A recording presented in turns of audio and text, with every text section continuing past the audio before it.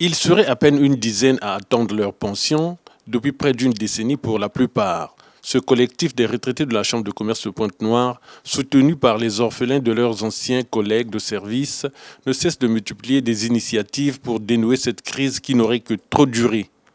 En tant qu'anciens employés, nous avons consacré des années de notre vie à contribuer au succès de cette entreprise. Nous avons rempli nos obligations, mais malheureusement, l'équipe dirigeante de la Chambre consulaire n'a pas respecté ses engagements envers nous.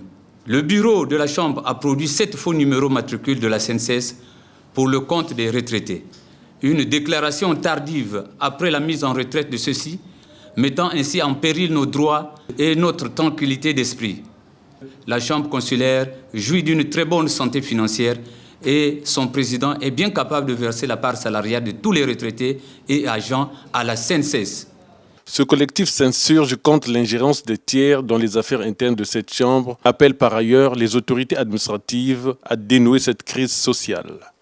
Le collectif des retraités et des agents, représentant les employés de la Chambre consulaire de Pointe-Noire, tient à dénoncer publiquement la complicité de M. Deschagrin-Ebé, directeur général de la société D-Network. Ce dernier n'a donc droit ni aucun pouvoir de convoquer les entreprises du ressort de Pointe-Noire. Il s'est ingéré de manière inappropriée dans les affaires internes de notre entreprise. Nous condamnons fermement cette complicité. Ils ont clairement choisi de privilégier leurs intérêts personnels plutôt que de répondre aux besoins et aux droits des employés.